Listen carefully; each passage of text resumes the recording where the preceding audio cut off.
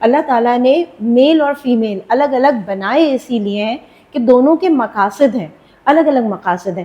جب آپ کے خاتون جو ہیں مینوپاز سے گزرتی ہیں، اس کے میل ہارمونز بڑھ رہے ہوتے ہیں، تو آپ دیکھیے اس میں بڑی تبدیلیاں آ رہی ہوتی ہیں۔ تو یہ تو ایک نیچرل فیکٹ ہے کہ یہ ہوتا ہے، لیکن آپ ان نیچرل طریقے سے اس چیز کو اپنے اوپر حاوی کر رہے ہیں، اور حاوی کرنے کے بعد آپ معاشرے میں عورتیں ہی عورتیں دیں گے تو بھائی پھر عورت کہاں جائے گی، وہ مرد کہاں سے ملے گا جس سے جو ہے وہ شادی کی جائے؟ تو میرے خیال سے میل اور فیمیل یہ دو چیزیں ہیں جو کہ اللہ تعالیٰ نے دی ہیں، دونوں کا اپنا کام ہے، اور اپنا اپنا کام اپنے طریقے سے کریں تو میرے خیال سے لائف بہت اچھی ہو جائے گی۔ ادروائز ہم کنفیوژن کا شکار رہیں گے۔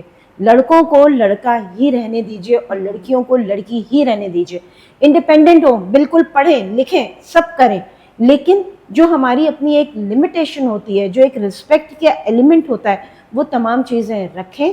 اور جس طرح سے اپنی فادر کی رسپیکٹ کرتے ہیں، بالکل اسی طرح سے آپ کو اپنے ہسبینڈ کی بھی رسپیکٹ کرنی چاہیے، گو کہ وہ رسپیکٹ وہ خود بنائے گا اپنے بیہیویئر سے۔